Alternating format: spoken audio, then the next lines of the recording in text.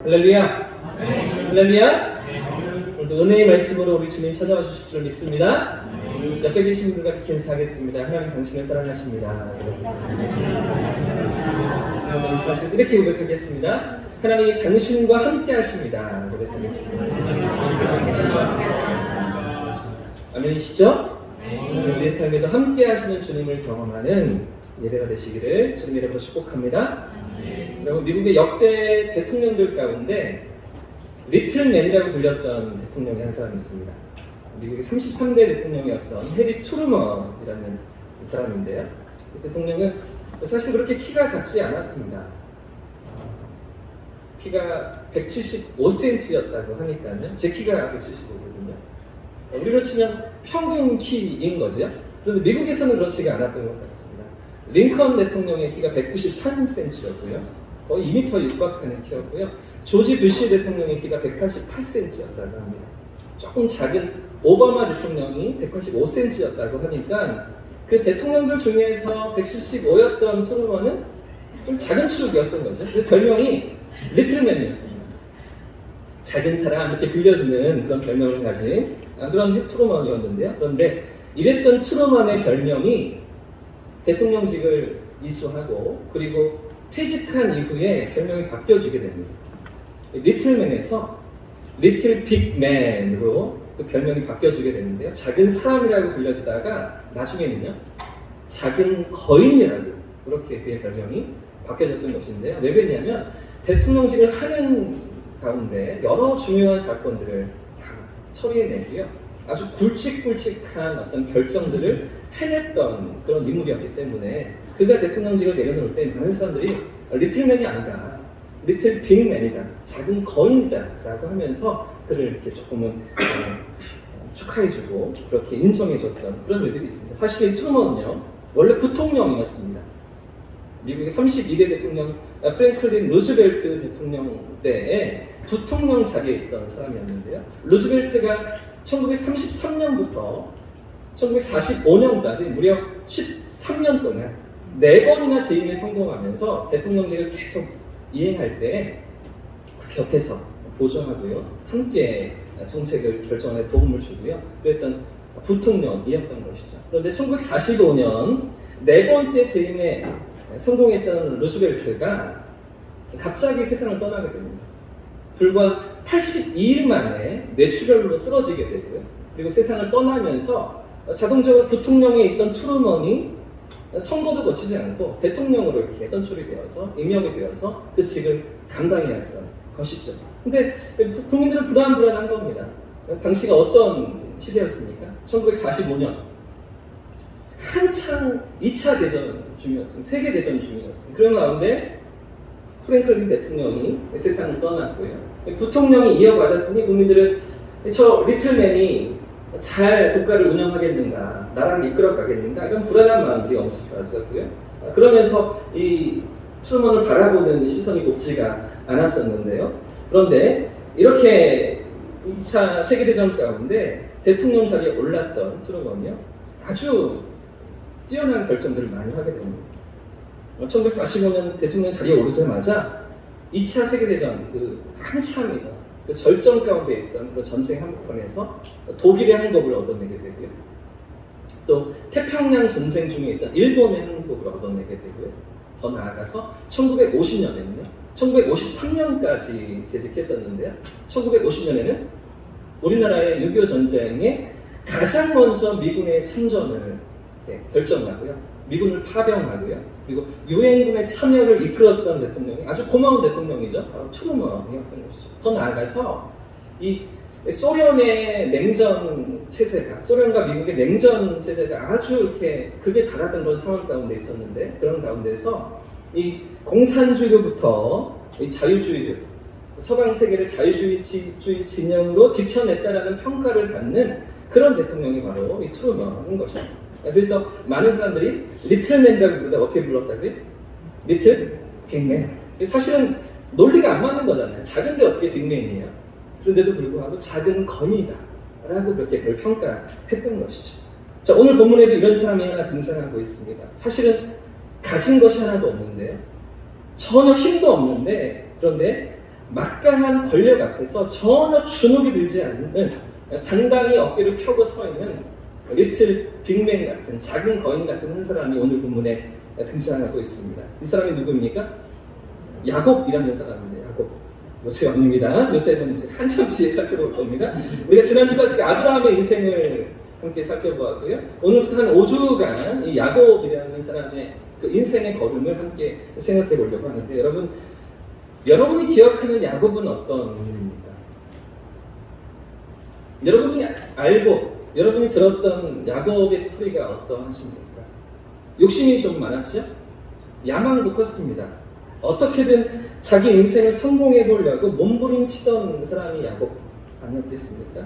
여러분 잘 아시는 대로 야곱이라는 이름의 뜻은 뒤꿈치를 잡았다 이런 뜻이잖아요. 그가 태어날 때 쌍둥이 형이었던 에서의 발꿈치를 잡았던 그 모습 그대로 이름을 붙였던 것인데요. 사실 그 이름은 그가 태어날 때만 아니라 그의 평생의 삶을 그대로 보여주는 이름이었습니다. 발꿈치를 잡았다. 어떤 뜻입니까? 그저 이렇게 발꿈치만 잡은 것이 아니라 뒤에서 걸어 넘어뜨린다 라는 이름이 있는 것이죠. 뒤에서 약탈한다 라는 의미가 있는 것이죠. 속여 빼앗는다, 사기친다, 거짓말한다 이런 부정적인 의미가 많이 담겨있는 이름이 이 야곱이라는 이름인데요. 그는 정말 그 이름처럼 그렇게 살았습니다. 형을 속였지요. 아버지를 또 속입니다.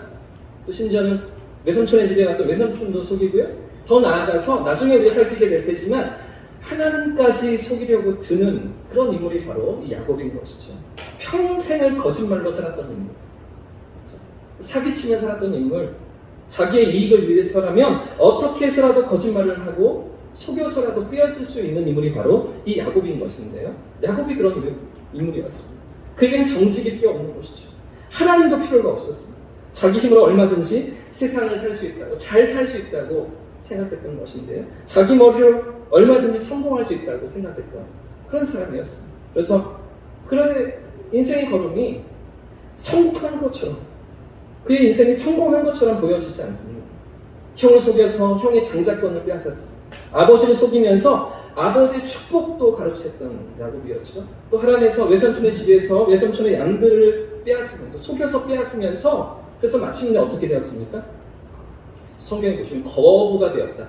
그냥 부자가 아니라 아주 거대한 부자가 되었다라고 성경이 그를 평가하는데요. 수많은 재산들을 가지고 수많은 종들을 거느리면서 수많은 짐승들을 소유한 부자가 되지 않았습니까?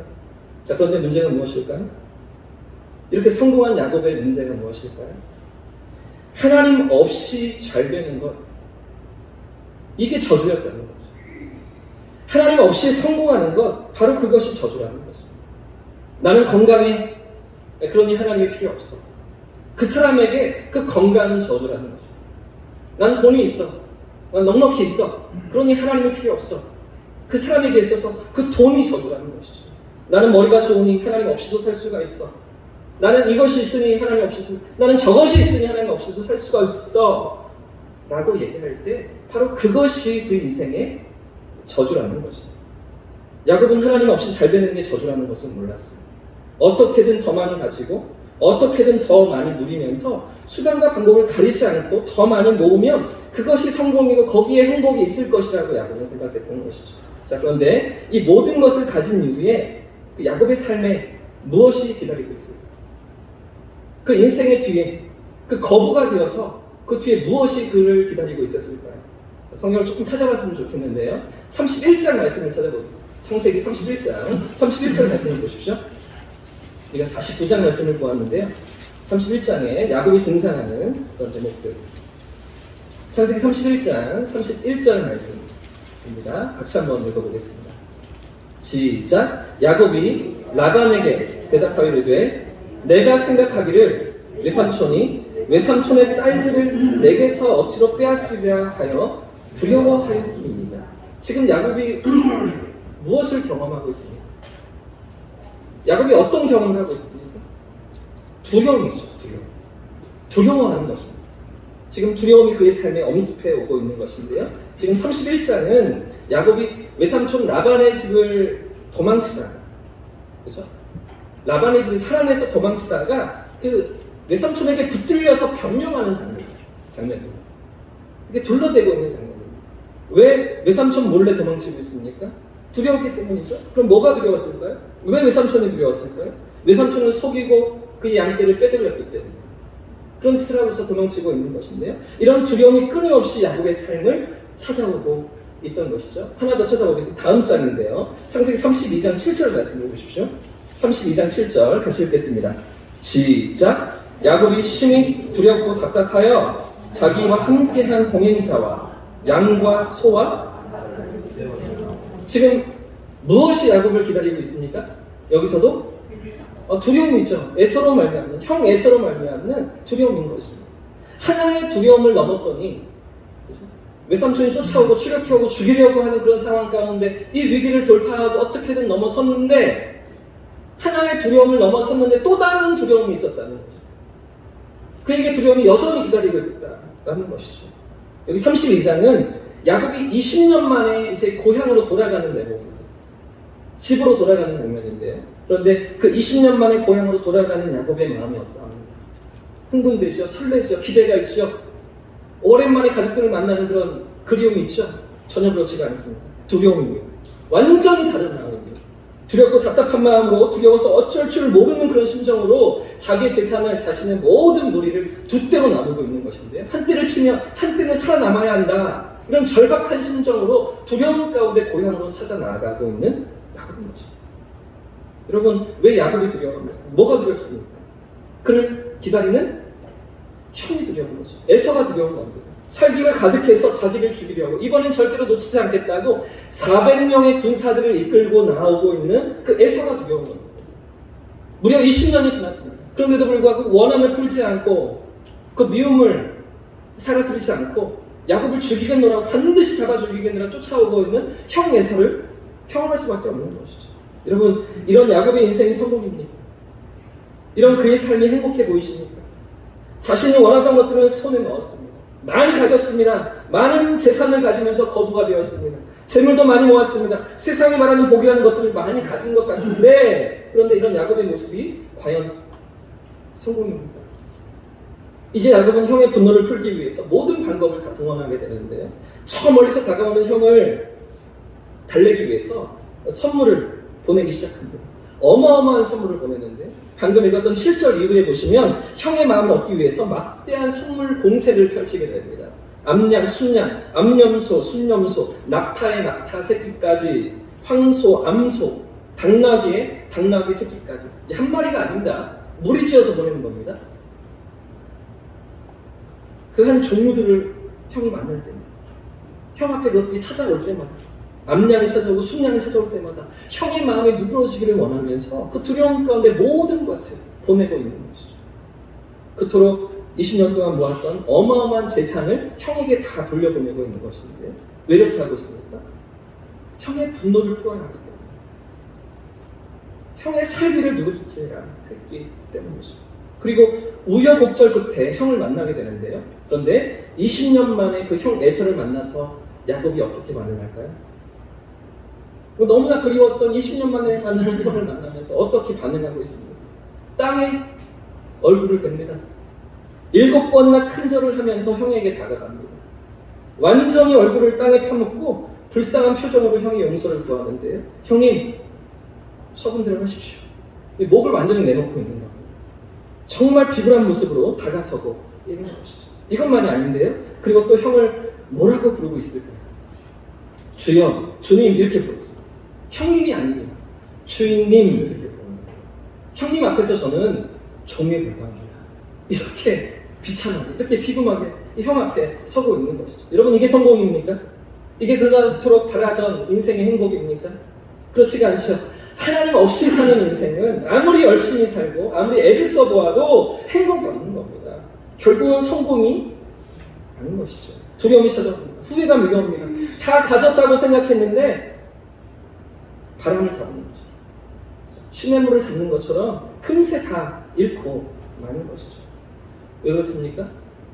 왜 그렇게 되는 것입니까? 하나님 만드신 세상에서, 하나님 만드신 우리인데, 하나님 만드신 세상에서 그 안에서 살아가는 하나님이 만드신 우리들인데 하나님 없이 살려고 하니 실패할 수밖에 없는 거죠.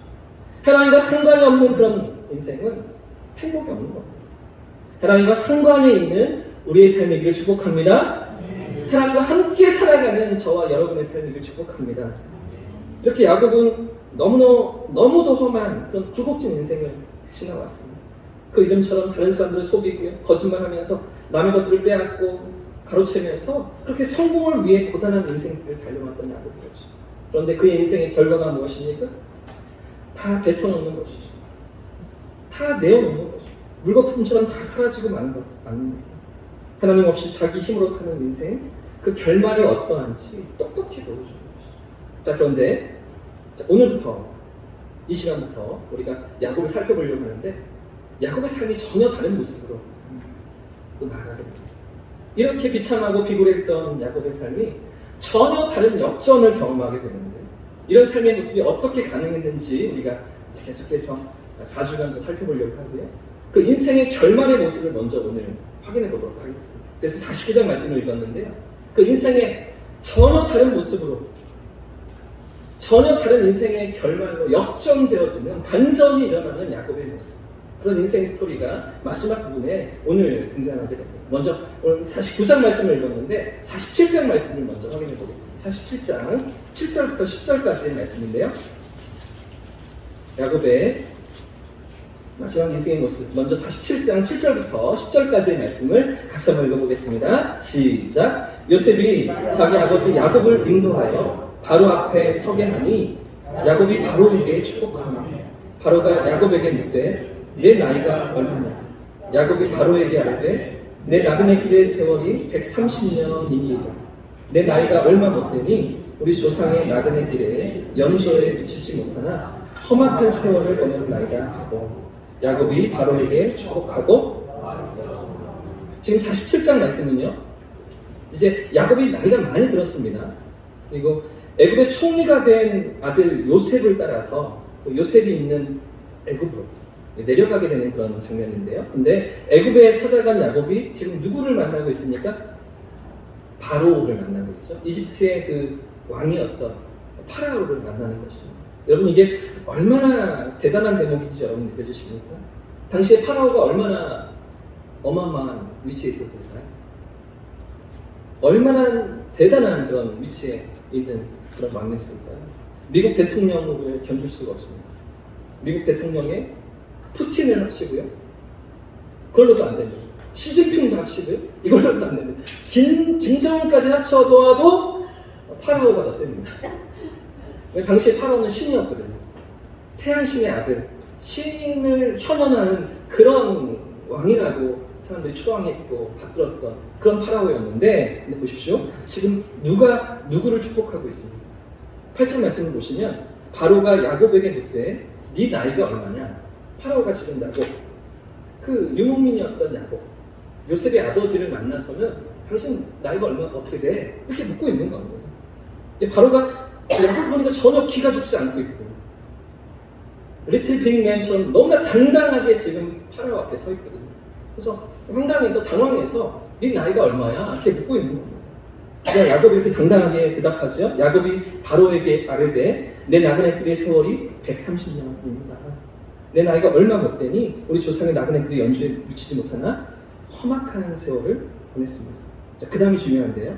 야곱이 어떻게 해요? 바로에게 축복하죠. 여러분 생각해 보십시오. 축복은 누가 누구에게 하는 것입니까? 높은 사람이 아랫 사람에게 합니까? 아랫 사람이 윗 사람에게 합니까? 지금 그러면 축복을 누가 하고 축복을 누가 받아야 하는 것일까요? 그죠? 바로에게 지금 빌부터 살려고 찾아온 야곱이 축복을 받아야 하잖아요.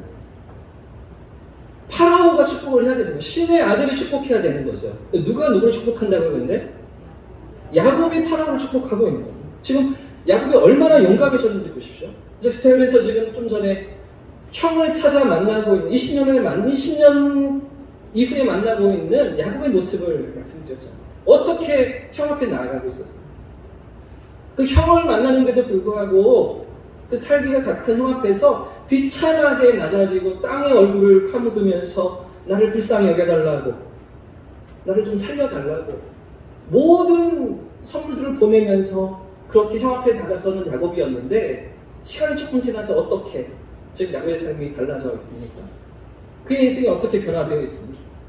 그 대제국 이집트의 신의 아들인 파라오 앞에서 전혀 주눅들지 않고 있는 거죠.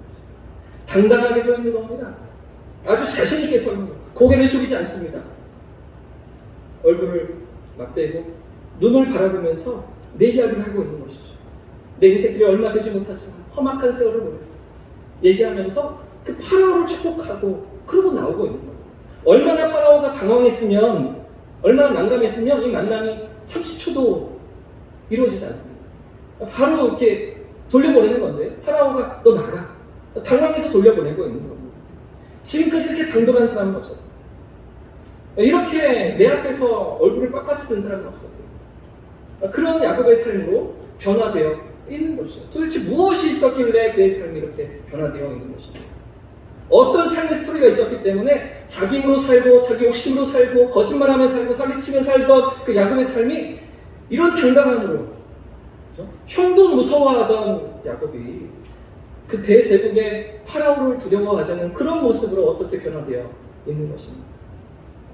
여러분, 지난주 중에 교회 마당에서 이런 일이 있었습니다. 월요일 아침부터 검은 차 한 대가 이렇게 주차되어 있었는데요. 계속 시동을 켜놓고 있는 거예요.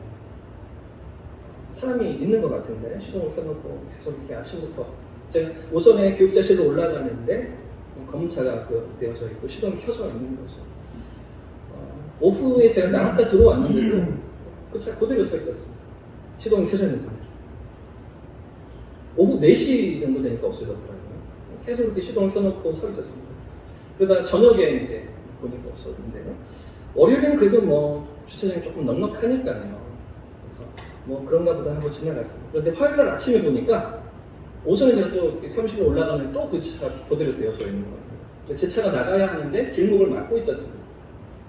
그래서 제가 이제 창문으로 다가갔죠. 여전히 시동이 켜져 있어서 제가 좀 나가야 되는데 제가 좀 비켜달라고 이렇게 이야기를 하니까 뭐 비켜주겠다고 그러면서 근데 제가 이제 또 한마디를 거들었죠. 계속 시동을 켜놓으시네요. 이렇게 얘기를 했습니다. 그러니까 누굴 좀 기다려서요. 그렇게 대답을 하면서 더워서 에어컨을 켜놓고 있다고 뭐 이렇게 얘기를 하는 겁니다. 그래서 여기 뭐 차들이 많이 동네 차들이 지나다니니까 좀 옆쪽으로 벽 쪽으로 대달라 요청을 했습니다. 그리고 차를 옮겨댔죠. 근데 점심 먹으러 내려올 때도 또 이렇게 그 소리 있었습니다. 시동을 켜놓고 있었고요. 또 화요일 오후 내내 그렇게 있었는데요. 근데 문제는 제가 이제 사무실에서 일을 보고 또 화장실을 가려고 내려오는데 근데 우리 교회 유리가 다 보이지 않습니까? 주차장이 다 보이잖아요. 밖에선 보이진 않지만 위에선 다 보이잖아요. 근데 그 차에 있던 한 분이 나오셔서는 이렇게 담배를 피시는 거예요. 그러더니 꽁초를 바닥에 버리고 구두로 이렇게 짓밟아서 버려놓고 차에 올라타는 거예요. 너무 화가 났습니다. 이틀째 공회전을 하고 있는 것도 이것도 조금 못마땅한데 근데 교회 마당에다가 담배 꽁초를 버리고 가는 예민하잖아요. 그런 부분에 쓰레기 버리고 자꾸 다시 차로 제가 이렇게 내려갔습니다. 그러면서 창문을 이렇게 내리길래 다른 얘기 하지 않고요. 차 빼주세요. 이렇게 무슨 일인지는 모르겠는데 차 빼주세요. 여기 대시면 안 됩니다. 차를 빼달라고 했습니다. 그러니까 이분들이 조금 당황해하면서 여기 좀 있으면 안 되겠냐고 이렇게 얘기를 하는 거죠. 그래서 제가 아니 몇 시간째 공회전을 하면서 차를 세워두며 시동을 켜두면서 이렇게 서 있는 거 저는 무엇 때문인지 모르겠는데 이러시면 안 되는 거잖아요. 막 이렇게 제가 막 큰 소리를 치고요. 그러면서 교회 주차장인지 아시면서 교회 마당에다 담배 꽁초 버리시고 이러시면 되지 마세요. 빼주세요. 이어드리고 했습니다. 이 톤으로 다 드렸습니다. 정중한 듯하지만 아주 단호하게 빼달라고 이렇게 요구를 했습니다. 그랬더니 이분들이 당황해 하시면서 여기 좀 있으면 안 되겠냐, 미안한데 좀 있어가 될 것 같다고 막 이렇게 저에게 사정을 하시는 거죠. 그래서 제가 이 교회 주차장에 자꾸 이렇게 뭐 쓰레기 버리고 누가 다 관리를 하느냐고 옆에 있는 담배꽁초 쓰레기 보여주면서 누가 다 치우냐고 막 이렇게 큰 소리를 치고 막 이렇게 엄포를 놓았는데요. 그래서 그분들이 뭐라고 저에게 얘기했을까요? 예? 죄송합니다 했죠. 죄송합니다 몇 번씩 하고요. 나가서는 꽁초를 주워오고 그러면서 저 옆에 와서는 미안한 표정을 지으시는데 신분증을 보여주셨습니다. 형사들이었어요. 잠복 근무를 하고 있대요. 누구를 기다리고 있는데 만날 수가 없어서 계속해서 며칠째 이 사람 찾고 있는데 여기 언덕 위다 보니까 여기로 지나가는 사람도 보이고 밑에 지나가는 사람도 보여서 그래서 길목이라 여기 좀 다녀야 된다 이렇게 얘기를 하는 거죠. 제가 쫄았을까요? 안 쫄았을까요? 전혀 안 쫄았습니다. 경찰이면 이렇게 해도 돼요?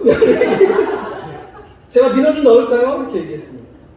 교회 주차장에 담배꽁초 버리시면 돼요. 이렇게 막 엄포를 놓았는데 속은 조금 쫄렸습니다.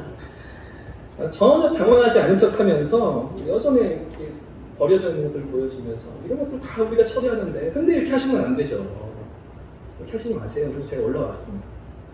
그리고 이제 기다리시라고 그러고 올라왔는데 마음이 뭔데? 찜찜하잖아요. 형사들인데 그냥 경찰도 아니고 형사들인데 제가 다시 내려갔습니다. 생수를 2개 내려서 다시 내려갔습니다. 드시면서 하세요. 교회 문도 열려 있습니다. 화장실도 쓰세요. 그러면서 이렇게 찾아갔는데요. 사랑하는 여러분, 제가 지금 무슨 이야기를 하고 있습니까? 그 두렵고 떨리는 파라오 앞에 야곱이 섰던 거잖아요. 그 이렇게 형사들과는 비교할 수가 없는 그런 신의 아들 앞에 어쩌면 이집트의 그 화려한 왕궁에 야곱이 들어가면서 상상해 보십시오. 그 파라오를 만날 때 야곱의 심정. 먹을 것이 없어서, 먹고 살 수 없어서 이집트에 이주해 오는 그런 처지로 파라오를 만나러 나아가는데 어떻게 야곱이 이렇게 당당할 수가 있는 것입니까? 어떻게 이렇게 주눅들지 않을 수 있는 것입니까? 무엇이 그를 이렇게 당당하게 만들었던 것입니까? 누가 야곱의 인생을 여기까지 이끌어 오셨습니까? 하나님이시죠. 할렐루야! 하나님이 여기까지 그의 인생을 변화시켜 오신 것입니다. 오늘 그 알맹이는 쭉 뺐는데요. 어떻게 변화시켜 오셨는가는 우리가 4주간 또 살펴보겠습니다. 비록 자기 욕심이 들어 살고 자기 힘으로 살다가 다 실패하고 다 잃어버린 것 같은 그런 야곱이지만 이런 야곱을 누가 변화시켜 주신다고요? 이런 야곱의 인생길을 누가 이끌어내시는 것입니까? 하나님이 이끌어 가시는 것이죠. 어떤 권력자 앞에서도 기죽지 않는 당당한 야곱의 삶, 그런 모습으로 하나님이 그를 이끄셨던 것입니다. 할렐루야! 그런데 이것만이 아닙니다. 오늘 하나만 더 살펴보겠는데요. 오늘 우리가 읽었던 창세기 49장의 본문을 보시면 야곱이 죽기 전에 이제 아들들을 모아놓고 12아들을 모아놓고 그 아들들을 축복하는 장면이 등장합니다. 이 장면이 아주 중요한데요. 이건 그저 단순히 유언을 남기는 장면이 아니에요.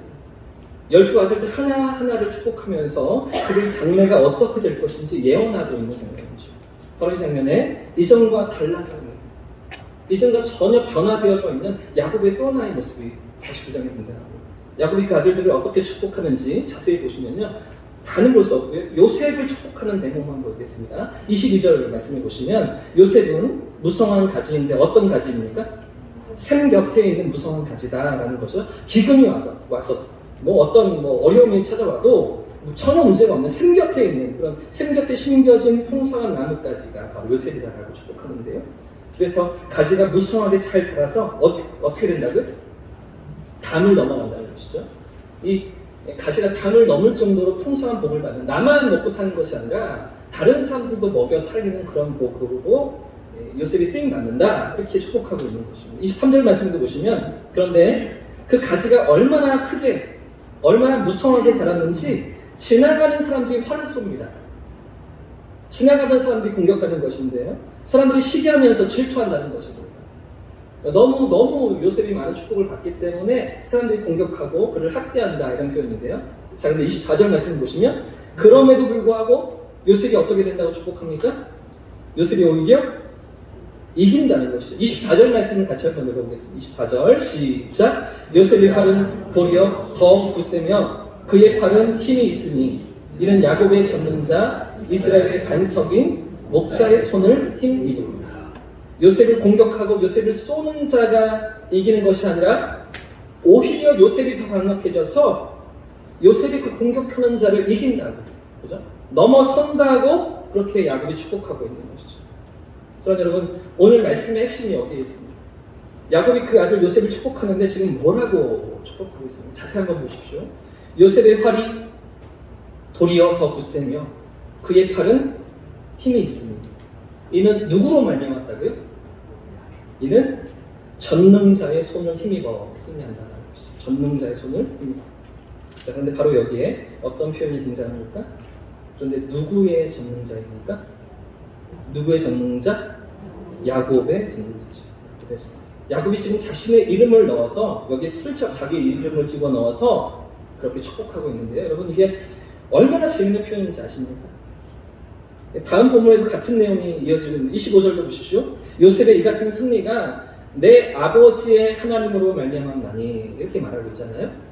요셉의 승리는 그냥 내 하나님께로부터 말미암았다, 하나님 주시는 것이다 이렇게 말하지 않고요. 그렇게 해도 될 것 같은데 내 아버지의 하나님으로 말미암아 이렇게 말하고 있는 거죠.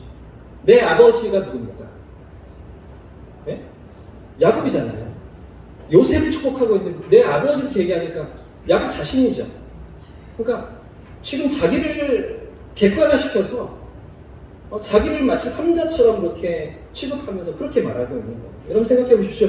지금 야곱은 12아들을 다 불러다 놓고 이렇게 말하는 거예요. 내 아버지의 하나님이, 내 아버지의 전능자가 이런 말을 계속하고 있는 것인데 이런 겁니다. 좀 이렇게 이해하고 들어주시고, 대범이가 마음이 좀 안 좋았어. 어떠십니까? 대범이가 좀 배가 고팠어. 제가 이렇게 말한다고 생각해 보십시오. 얼마나 유치합니까? 그죠? 얼마나 이상합니까? 이런 낯뜨거운 이런 대목을 지금 야곱이 지금 요셉을 축복하면서 지금 그렇게 표현하고 있는 겁니다. 지금 자기를 갖다 붙이면서 아들을 축복하는 거죠. 내 하나님이, 내 전능자가 이렇게 말해도 되는데 내 아버지의 하나님은 나예요. 야곱의 전능자가 너를 도울 거야. 이렇게 말하고 있는 거예요. 자, 그런데 문제는 이것만이 아닌데요. 26절 말씀도 보십시오. 26절 말씀에 내 아버지의 축복이, 여기도 그렇죠. 내 아버지의 축복이 무엇보다 나아서 내 선조보다 더 낫다. 이게 조금 충격적인 거예요. 이 대목을 자세히 한번 보십시오. 지금 야곱이 누구와 자신을 비교하고 있습니까? 자기 선조들, 자기 조상들과 비교하는데 그 선조들이 누구예요? 아브라함이잖아요. 할아버지 아브라함, 아버지 이삭. 그러면 야곱이 아브라함보다 더 믿음이 대단했습니까? 야곱이 이삭보다 더 믿음이 좋았습니까? 지금 그런 이야기를 하는 건데요. 아브라함의 축복보다 이삭의 축복보다 내 축복이 더 나아. 이게 동의가 되십니까? 이게 어떻게 이해가 되세요? 이게 아주 어려운 대목인데요. 어떻게 야곱이 아브라함보다 더 자신이 낫다고 이야기할 수가 있는 것입니다. 사실 야곱과 아브라함을 비교한다면 누가 더 믿음이 좋을까요? 아브라함이잖아요. 아브라함. 믿음의 조상인데요. 그래도. 그렇죠? 그 모리아산까지, 창세기 22장까지 하나님이 끌고 오셔서 만들어 놓으신 아브라함과 지금 야곱을 비교한다면 당연히 아브라함이죠. 아브라함의 축복이 더 귀하죠. 더 복되죠. 그렇지 않겠습니까?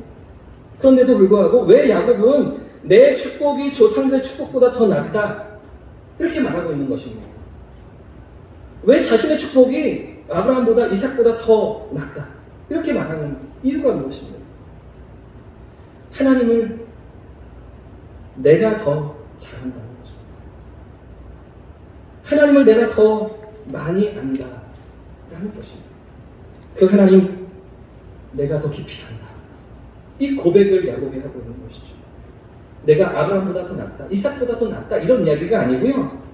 내 인생의 걸음을 돌아보면서 내 인생의 걸음을 지난 시간 동안 걸어오면서 내가 만난 하나님, 그 하나님 내가 정말 잘 안다. 그 하나님으로 내가 너를 축복한다. 이런 이야기를 하고 있는 거예요.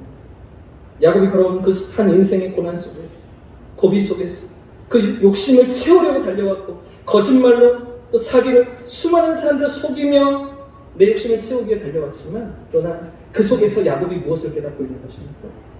나와 함께 하시는 하나님을 경험하고 있는 것이죠. 그럼에도 나를 붙드시고 나를 놓지 않으시고 여기까지 인도하시는 하나님을 경험하면서 그 하나님을 야곱이 깨달으면서 내가 경험했던 하나님으로 너를 축복한다 말하고 있는 것입니다. 내가 만난 하나님으로 너를 축복한다 이렇게 고백하고 있는 거죠. 그 하나님이 여기까지 인도하셨다.